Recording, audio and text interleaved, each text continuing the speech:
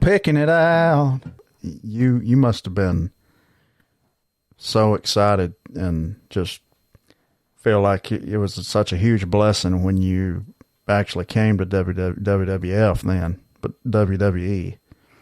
You remember like what you felt when you actually got that opportunity? When I first came in, I was scared to death because I'd just been watching these people on TV, and I was a huge fan myself, and I didn't think I belonged there.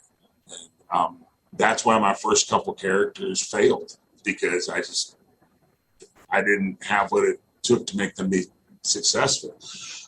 But then when the Kane character came along, when that was presented to me, I knew that I knew what I had to do. I felt like I did belong.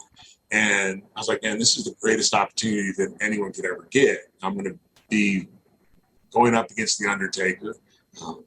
This whole story, the Kane is like the equal of The Undertaker, which no one had ever been. And you have this tremendous backstory. I think it's the best piece of kind of mythological storytelling WWE's ever done. So I was really excited about the Kane character. On the one hand, because I figured it was a can't miss character, but also I knew that if it did miss, I wouldn't be in WWE anymore if that happened. So I had to make that one work. Yeah. Was that a Vince thing? The Kane character idea? Was that a Bruce Pritchard or?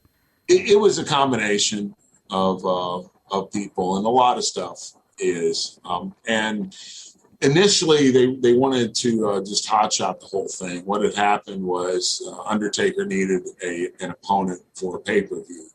And that's when they came up with this idea. They're like, well, if Glenn's not doing anything, we can put him under a mask and he can have a match with Undertaker. It'll be fine. And, so then they kind of came up with the story of why.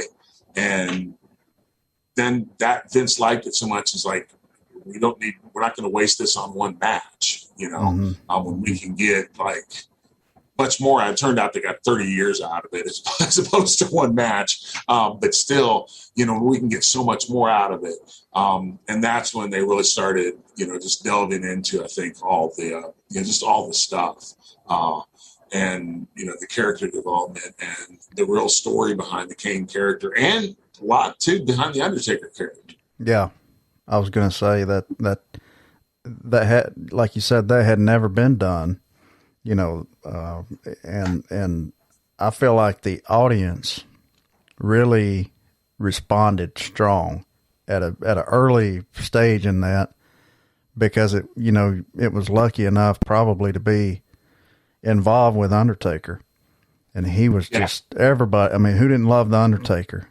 When that bell went off and the lights went down, I mean, people went berserk, I was a super fortunate. I was blessed to be put in that position, and that gave the Kane character, instant credibility. I mean, you go out and drop the Undertaker, it's like basically knocking out Mike Tyson with one punch.